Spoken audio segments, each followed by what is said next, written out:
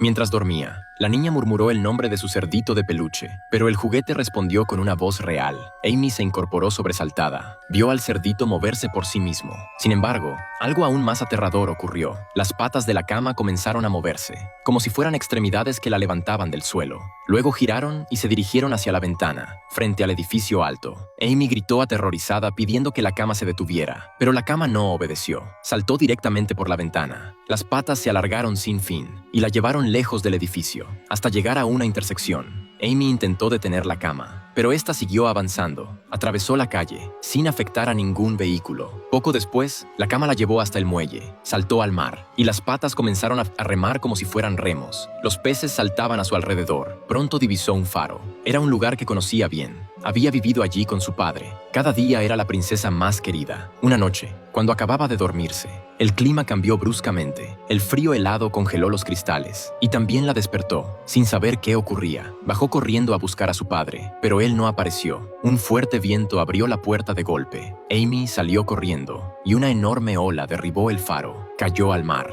y un torbellino se formó a su alrededor. Mientras gritaba, fue arrastrada por la corriente. Bajo el agua, su padre nadaba hacia ella. Ella extendió la mano para alcanzarlo, pero justo cuando estaba por tocarlo, una niebla oscura se lo llevó. Amy despertó de golpe del sueño. Corrió a buscar a su padre, solo para descubrir que había muerto. Mientras rescataba a otros en el mar, con la ayuda de un colega de su padre, fue llevada a la ciudad, a casa de su tío. Esa misma noche, agotada, volvió al faro en sus sueños. No vio a su padre, sino a un extraño que rebuscaba entre las cosas. El hombre se llamaba Neptuno, decía ser amigo de su padre y buscaba un mapa. Al saber que Amy quería ver a su padre, Neptuno le dijo que si encontraba la perla mágica, podría pedir un deseo para verlo en sueños. Amy se llenó de esperanza. Quiso acompañarlo en su búsqueda, pero Neptuno la tomó del brazo. Le dijo que sin mapa ni habilidades, no podía llevarla con él, y la arrojó por la ventana. Amy despertó del sueño en un grito.